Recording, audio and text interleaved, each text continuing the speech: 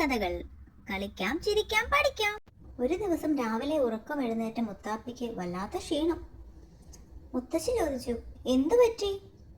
ഇത് കേട്ട് മുത്താപ്പിയുടെ അച്ഛനും അവിടേക്ക് എത്തി. മുത്താപ്പി, നീ എന്താണ് ഇന്നലെ കഴിച്ചത് ഓർക്കുന്നോ? കഴിക്കാൻ തന്ന ചോറും ചപ്പാത്തിയും പഴങ്ങളും പച്ചക്കറികളും ഒന്നും കഴിക്കാതെ നിറയെ കേക്കും ചിപ്സും എല്ലാം അല്ലേ നീ കഴിച്ചത്? അതിന്റെയാണ്. മുത്താപ്പിക്ക് ആകെ സങ്കടമായി. ഇന്നിനി കളിക്കാൻ പോവാനും ഒക്കില്ലല്ലോ.